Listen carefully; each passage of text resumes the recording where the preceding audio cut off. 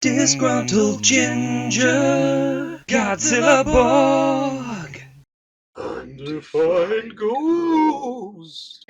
Which one? Which one? Which one? Let's get Vector. Okay. Let's Vector up. Bring me any meat to chop. I may be a butcher, but they confiscated my meat cleaver before getting on the train. You actually tried to bring a knife on the train?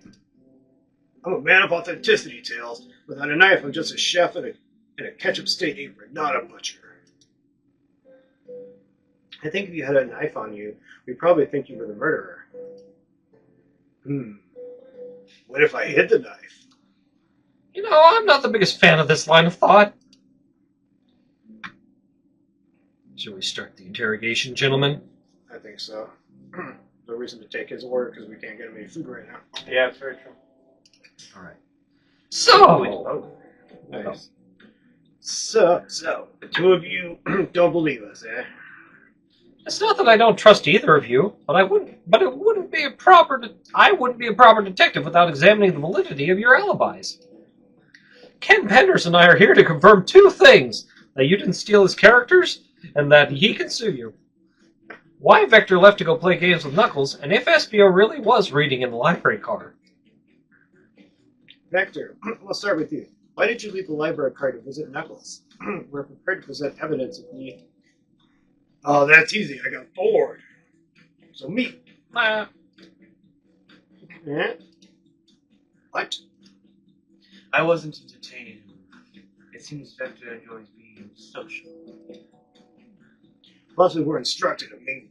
I remember the arcade machine in the saloon car, so figured I'd go check it out. It seems to line up with the information we gathered with Knuckles. And that brings our attention to you, Espio. Rouge entered the library car, found something, then left. You said you immediately started reading, but were you actually reading the entire time you were in the library car? Of course he was. Yeah. Once Espio started reading, he doesn't stop until it's done. I've seen it happen. It must have been a good read. What was the book? Espio doesn't owe you that, detective. Let the man leave. What if it was embarrassing? Crap, they found out my smut collection. What kind of things do you think I read? If you won't talk, I have a hunch on what that book might be. Ken Penders, could you please help me out? Huh? All right, Ken Penders, what book do we need Espio may have been reading? Do you think he was reading the manual? Doesn't seem like one that you would read. I think it was the Manuel. Then let's go for it. All right. Yeah, that's the only book we got. Man, you think Espio was reading instructions? What argument could you possibly have to support this? Rings left! Oh, it's 4 wide now. Oh yeah, we're up in the stakes. Hope you don't get me killed again. Right? Nice jump. Watch out! Whoa! Good thing I'm the fastest thing in the universe. Ah, crap, my leg! It's not that fast after all. Oh no, the impression's starting again. Wonderful depression. Oh yeah, 64, the best Yes. number. Let's go. Way past cool. There are books scattered around the floor, sure, but the remaining books on the shelves were all in alphabetical order. All except this manual, meaning someone at the very least picked the manual up and put it back in the incorrect place. I've been had. This lack of attention to detail isn't normally like you, Espio. Hey now, I won't have you insulting my pal like that. Calm down. I know you mean well, but I can handle myself. Look at this phrase. Apologies, Espio. But you're not a poet. Friendship can form anywhere. That is indeed the book I was reading. The Mirage Express Manual. Trains are cool. What can I say? In that case, we'd like to ask you a few questions about the manual, Ken Penders, if you don't mind. Ah! Could you ask Espio some questions about the manual? Just flip it to a page and ask away. Oh, I see. Quiz Espio about the manual to prove he read it. Which page should I quiz him on? I promise I'm a fast reader. Should I Oh, go- it's up to Ken, though. You know what? I'm gonna go 97. Because he could have gotten that far into it, but not necessarily all the way in. Okay, what efficient and extremely accurate technology was installed to assist in keeping the train spotless? Robotic arms. During events, they can perform a variety of tasks and are responsible for cleaning up trash and messes afterwards. Just got a direct memory. I remember the conductor saying the train could clean itself.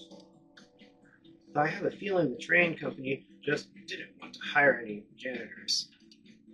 The robotic arms can also detect weapons or explosives being brought onto the train, ensuring passenger safety. Seems like Espio aced that question. Ken Penders, hit him with another one. Oh, okay. Which page do I choose? Wow. Well, at least you got to 97. Let's do 231. Actually, I read books backwards. So good. What is the Mirage Express's cancellation policy?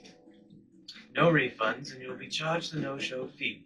This does not apply if you're over the age of 65, as that was a senior discount. Gee, the person who made this rule must have been over 60. Last one, Ken Penders. Let's see if Espio can go 3 for 3. Gotcha. Which page should I pick last? No, I'm going high, so let's go low.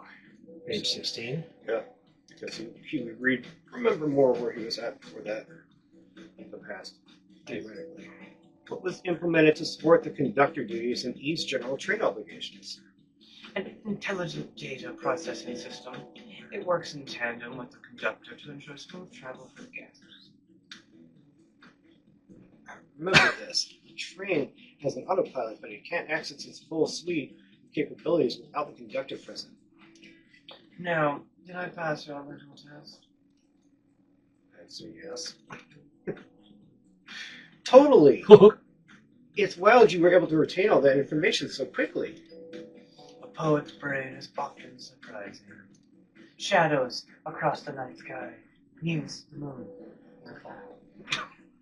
I don't know. I'd be bragging about that. You've clearly read the manual. Those answers feel far too specific to be guesses. And you both have the nerve to question my buddy like that. Don't we want to be supportive folks who read? You have to admit, though, reading the entire time a murder occurred does sound a bit suspicious, even if true. But he answers all my questions so calmly. That's very impressive. No. I understand everyone's cautious attitudes. I have ADHD, and I left my meds at home. Doctor was the only one to see me reading after all. My alibi is hard to substantiate despite being the truth. And my Well- meds. Well, you definitely read through the manual, so I suppose we can... Espio, is that true? Vector was the only one to see you reading? Yes, that's correct. Problem? Frankly, I don't believe that can be true. And we have evidence to back it up. Ken Penders? He always puts me on the spot. Okay, campaigners, think. We should have a piece of evidence linked to someone who also saw Espio reading. But what? Could it be the obvious thing? I'm going to go with the log here. Yep. Shadows log. Please, pray tell. What this has to do with anything? We're up, Ken Penders. Let's get our argument together. Oh, God. Collect more rings! They're Bringing thought up his rings. drink here again. They're thought rings. I gotta think. Gotta think I'm fast. so fast that there's 2 voice actors now because I'm kind of dead. Oh, Damn my, it. my toes. I'll be the Tails. I'll be you the gotta get me out Chris of here, man. Redfield one. I'm not actually dead. I'm stuck in this dream gear. Tails, you gotta help me, man. Please, think of all the times I helped you. Oh, my ring. What? For crimes. What? Oh. Whoa. Why must you be like that? Oh, well, yeah. Oh yeah. I'm so... Oh, the adrenaline. Oh, my goodness, the adrenaline so much. I still can't got see. enough. I'm blind. Oh, my hedgehog beams. Tails!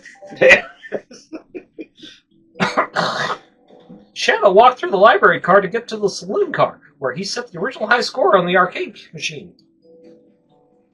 Yeah, but I ended up beating it. I wasn't the high score. Shut up, Vector! Crocs are natural gamers. Espio said he saw Shadow enter the library car, but he mentioned nothing about Shadow's return. He only mentions that Vector came back. When Shadow left Knuckles and Vector in the saloon car, Espio was fully seated, reading his book for a good while at this point. We know Shadow had to walk back through the library car when he left the saloon car.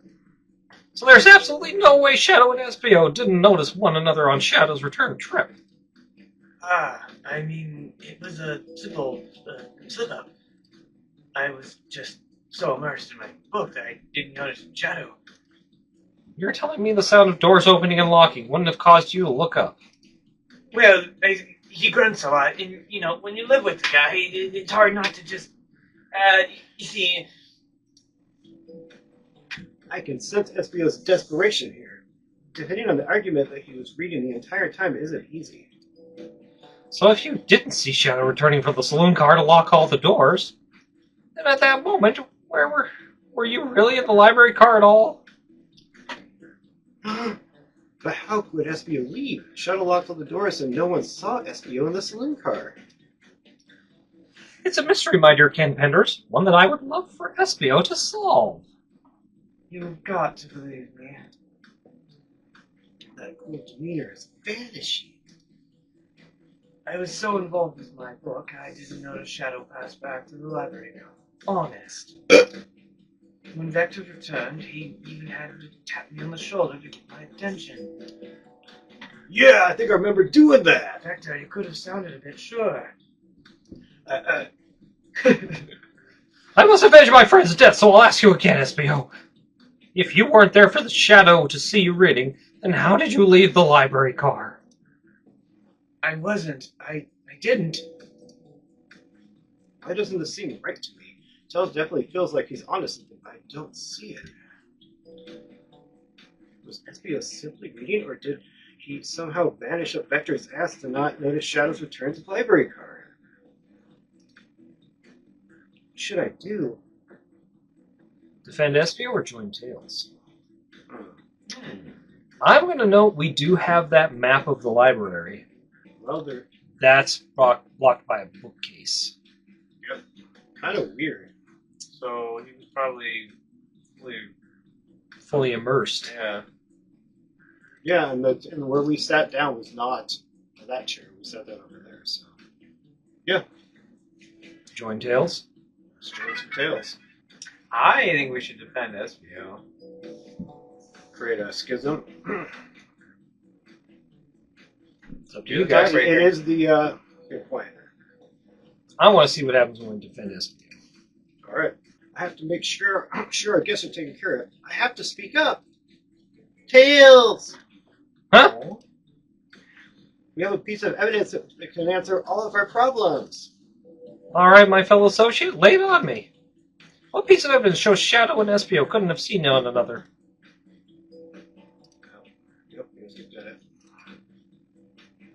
Alright, now let's get my thoughts in order. Oh God, blades! Whoa. I'm back here again. Oh my goodness. Oh, so many times to jump. So many rings. Oh my goodness. You know, actually, this kind of reminds me of that time I went to Outback. Yeah, you know the bloomin' onion? Good onion rings, right? Huh.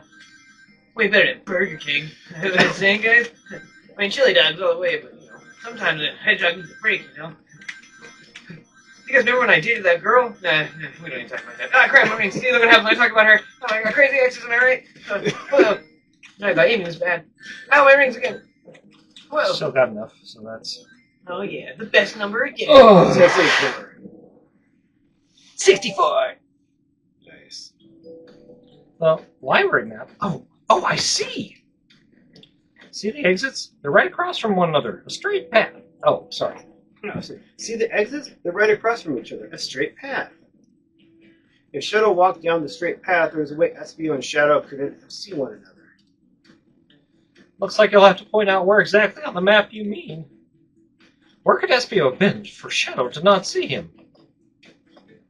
Yeah. Interesting. That's where I was sitting while I was reading my book. I can second this. When I returned from the saloon car, Espio was in the same spot. That confirms it then. You see, Shadow and Espio couldn't have seen none another from this spot. Because a bookcase is in the way. There's no way Shadow could have seen Espio or vice versa. Makes a lot of sense why you never mentioned Shadow's return, Espio. There's just no way you could have seen him. I apologize for almost losing my cool back there. I felt like I was grasping this by telling the truth. But I'm glad you all believe me now. Your alibi isn't the most airtight, but I have no further points. Thank you both for answering all of our questions. We did it! Another pair of alibis validated. I get back to my poetry. Yes. Romeo and Juliet.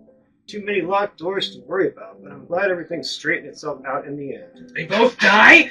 Yeah, well, I'm exhausted. I'm gonna crash here for a bit. These chairs are so comfy. Likewise, I could use a breather. That book was fucking great. Meat. Sadly, our work isn't done. I have plenty of questions for Rouge, and especially Shadow. The ultimate life form. It seems the door to the next car is open. Amy must have kept it open when she passed through earlier. Then that's our cue to leave. See you later, Vector and Espio. Yeah. Give 'em heck. If you get any meat chopped up, say the word. I'll keep my poetry shop for you both. A murder has on the loose, while doors keep getting on. Tick, tick, tock, across the bar, while our heroes are in the caboose. Interesting. At this point, I'm feeling pretty confident in our detective abilities. We're really doing this despite all my bitching. Come on, Kim Petters, let's see what's next. Coming. Oh, and Ken, please try to stay out of the trash. That's yours. You sure you don't want to stay and look at all the great books a little longer?